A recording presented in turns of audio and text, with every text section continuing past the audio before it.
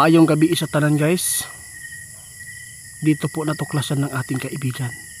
Alam po ninyo ang mga sakit po ngayon na sinasabi po nilang virus na influenza, no? Influenza. May masamang nakita si kaibigan, no? Planado na ito guys. Alam po ba niyo kung bakit? Posibleng mag-lockdown dito guys sa Pilipinas. Posibleng lumaganap itong sinasabi lang virus. Pero sabi ng ating kaibigan, normal naman daw yan, no? Normal na lang daw yan na virus dahil po ay nagkakaroon naman tayo kahit hindi pa yan palabasin. Ang natuklasan ng ating kaibigan ngayon, hindi na lang po natin makausap si kaibigan kasi hinahabilin na po niya sa atin na natuklasan po niya. Alam po niyo guys kung bakit ngayon ay inumpisahan po nila na ipalaganap ang virus na sakit. Ngayon lang ako guys, no, na grabe po talaga ang nagpaabot nito, no, nagplano nito sa ating bansa. Sa totoo lang guys, mula nang nagkagulo po dito sa atin sa corruption, may nakapagplano na ito ang gawin. Mag-declare tayo ng virus, sakit, pwede natin gawing lockdown. Kasi alam po niyo guys, ngayon naguguluhan po talaga yung namumuno Senado. Napakagaling nilang magtrabaho guys. Dito ninyo malalaman ang kabutihan ng ating kaibigan. Gagawin talaga ito guys ng mga namumuno.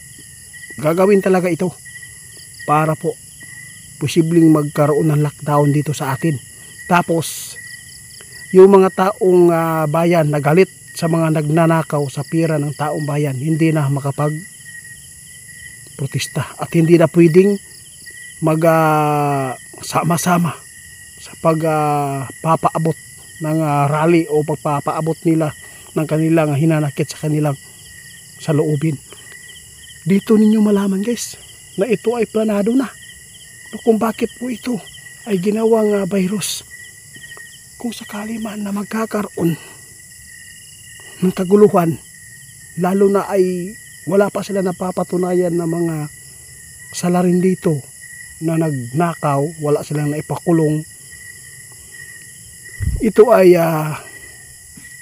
maiwasan nila dahil po bawal po talaga guys na magtipon-tipon ang mga tao, lalo na magprotesta. Abangan po ninyo ang mangyayari dito. Sinabi ng ating kaibigan, grabe guys, ang sakit na tinatawag nilang virus ngayon, sakit na yan dati pa. Pero iba talaga ang panahon natin. No, agad talaga tayo nagkakasakit kahit ano lang yung ambon, hindi lang po masyadong malakas, nabunan ka ng kunti, magkaubo ka na. Kasi po patagal ang ating mundo, ay iba po talaga ang panahon natin. Kaya hindi na po tayo, no, natatakot dito. Sanay na po tayo. Basta sa akin, sinabi ko sa inyo ang magandang kainin, ano man po ang mga gamot dyan. Grabe guys, kawawa ang taong bayan. Alam po ba ninyo, walang ibang plano ng iba kasi nakita nila guys, mas lalo pang gugulo pa ito ang taong bayan dahil po sa mga nagnakaw sa atin. Kaya ito na po ang kanilang pamamaraan para hindi po makapag-tipon-tipon ang mga taong bayan para mag-rally o mag-protesta, para ipaabot, para pababain ba si BBM sa kanilang pwesto dahil po ay wala po napapatunayan na mga salarin sa pagnanakaw. Hanggang ngayon may wala pang na kulong. Yung mga taong mahirap pag utang lang, lang ng basura, nagtapon agad-agad ng mapriso. Pero yung mga mayayaman, bilyon ang kanilang nanakaw. Hanggang ngayon wala pa. Kaya ito ang kanilang ginagawa. Napakasakit isipin. Alam kong wala pong nakapag-isip nito ng idea. Hindi lang pong bumuking dito Hindi po ako nagsabi na nanggagaling sa akin po yung itong nasa isip ko ngayon, no. Hindi po nanggaling sa akin.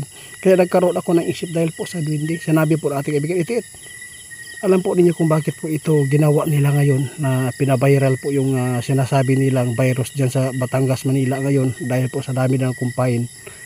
Natuklasan nila ng ating kaibigan. Ito po ang gagawin nila.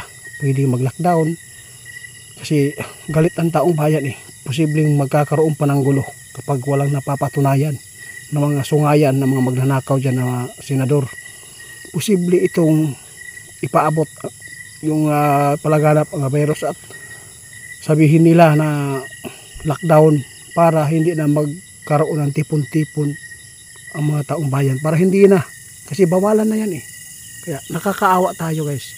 Hindi po nila alam na yung mga plano nila, plano talaga nila na yan ang hindi maganda, na ito ay nabuking po ng duwende. Ginawa pa ninyo yan.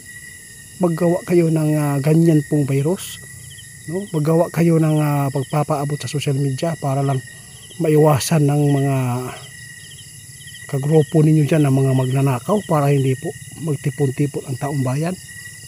Normal man yung sakita na yan. Normal talaga yan. Kaya salamat guys sa duwende nagsabi sa atin.